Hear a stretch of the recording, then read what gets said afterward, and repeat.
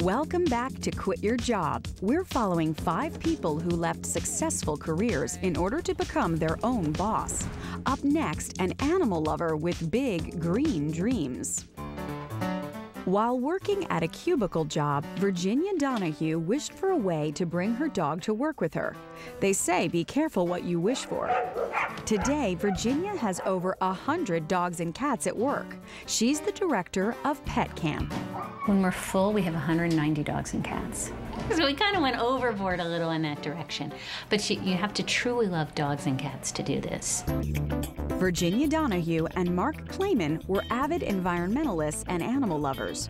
Both worked at the Environmental Protection Agency. Mark was an attorney and Virginia worked in public relations. They had fulfilling careers, but when their neighborhood doggy daycare center closed down, they saw it as a call to action.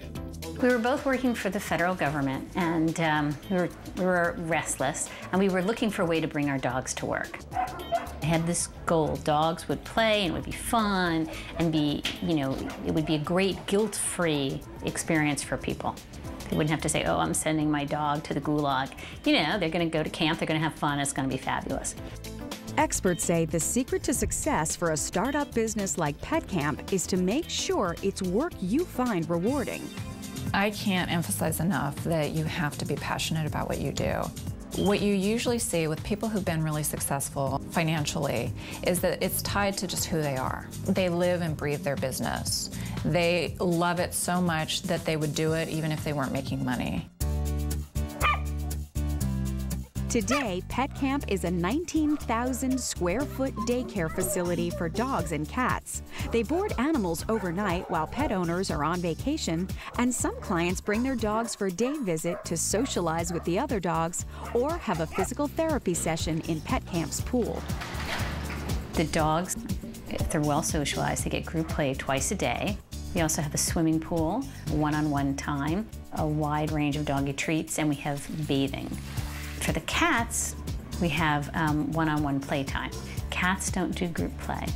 Cats think they're the only cat, for the most part.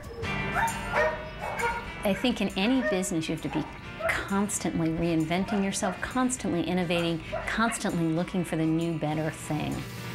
After we became profitable, we said, okay, now we can incorporate our green values, so we went green. Virginia and Mark have put their green values to work at Pet Camp. There are 252 solar panels which power nearly half of the center's electricity. And everything gets recycled. Even the dog waste is sent to a local methane facility that converts it to methane gas that powers other local businesses. The biggest challenge Virginia and Mark faced was simply finding a large enough facility. They were in the market for at least 10,000 square feet, a colossal piece of property. They looked at renting different buildings, but it was during the high-rolling .com days and no one wanted to rent to a business with 150 dogs. So we went out and we looked at a lot of space. We had a bank loan, we had finances, we had a business plan. We thought, oh, we're in great shape. We're just going to go and rent space. And no one would rent to us. Then I was saying, that's it. I've worked on this for 2 years. The dream is dead. I can't make this happen. And my father-in-law said, well, why don't you go and buy a building? And I said, how? How am I going to buy a building? To sink all that money into an expensive piece of property in San Francisco would just be crazy. Fortunately for Virginia and Mark, their Small Business Administration approved them for a loan and they were able to buy a building. Now, in hindsight, buying the building was the smartest thing that ever got forced upon us. We were open for 3 years before one of us didn't have a day job. We rotated who had the day job, but somebody always had a day job that had cash and had health insurance.